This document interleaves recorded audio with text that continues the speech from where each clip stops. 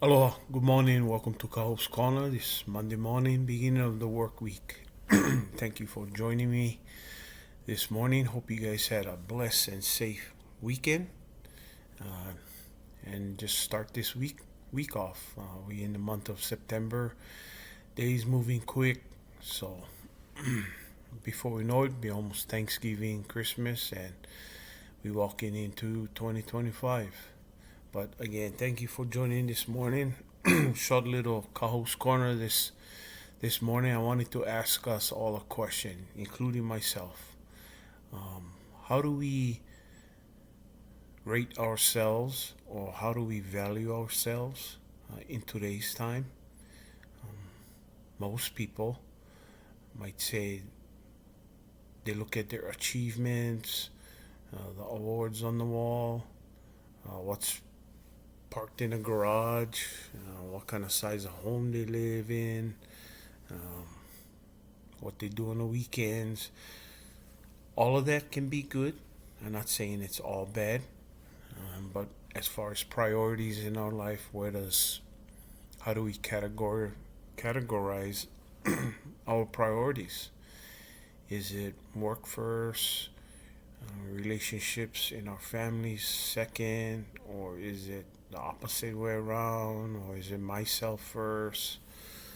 And where does God stand in the whole um, spectrum, I would say, of our lives? Where do we keep God in that? Is really the real question.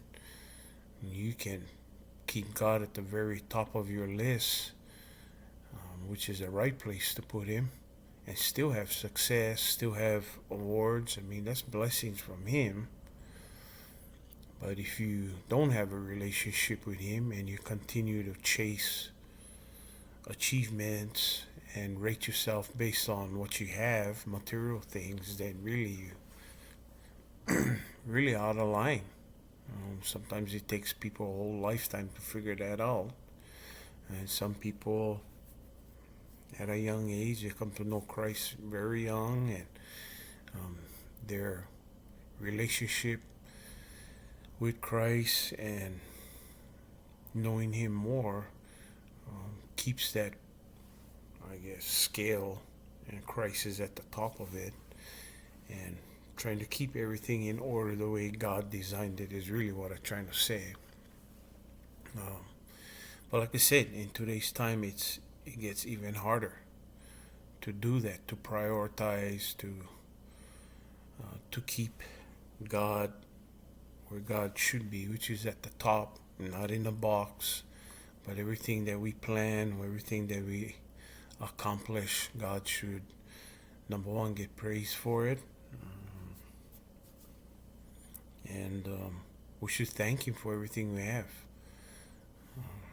Like I said, it's all about prioritizing and giving credit where credit is due, because, like I said, you can be successful and have all of these things, which is not a bad thing. But if you keep God at the bottom of your priority list, it's not good. We'll kind of look at a couple of passages in First Peter. He was writing to the believers who was getting persecuted. Um, and times were bad in Peter's time, so he just sent out this letter of encouragement. And he just wanted to reassure them that they were children of God, that even though they were being persecuted, that there is still good things that God blesses us with. Just a simple thought of waking up and having a chance to do a devotion with you guys. I mean, that's a blessing in itself. And then walking out the door and going to my work. So being thankful for that, thankful for the opportunity to share the health of my family. There's many more other things that we take for granted that we don't thank God for. So this is out of First Peter chapter 2, verse 9 and 10. Peter writes, "But you are not like that," which is the other people who just take things for granted. They living in a life that everything is about them. their accomplishment. They did it on their own. So Peter's telling them, you're not like one of them. For you are chosen people, you are royal priests, a holy nation, God's very own possession. As a result, you can show others the goodness of God, for He called you out of the darkness into His wonderful light. Once you had no identity as a people, now you are God's people. Once you received no mercy, now you have received God's mercy. Paul wrote, you were chosen before the foundation of the world. God knows the certain time that you're going to come to Him and ask Him for forgiveness. Some people might have that chance. God knows. I don't know who. But once I didn't have an identity, once it was, for sure, it was all about myself. But when you come to know Christ, come to know God, and you're one of His children, that's your testimony. You need to share the goodness of God with others. What He's done in my life, what He's done in your life. You can be a testimony for Him when He said, once you were in darkness, now you are in His wonderful light. We have to be that light in this world for Him. And all it takes is sharing of the good news of the gospel about Christ, which is truth, that He was born of a virgin, that He lived a sinless life, and He really didn't have to do what He did, but out of His love, He took our sins to the cross. He was died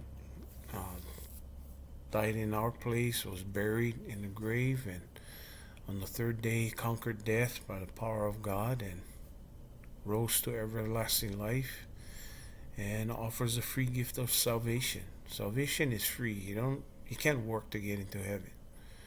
Let's just get that one straight.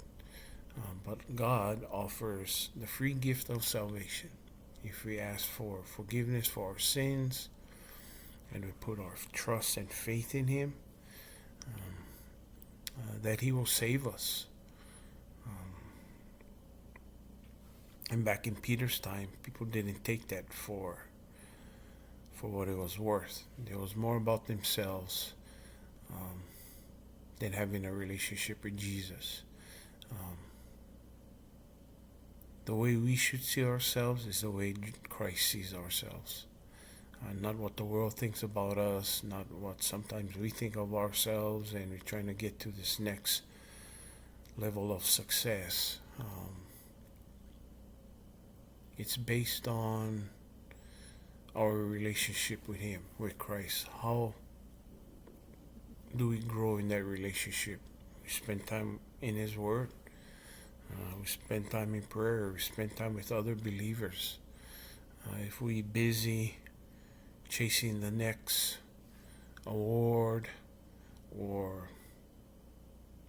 whatever it may be, like I said, it's not good if you get your priorities in line.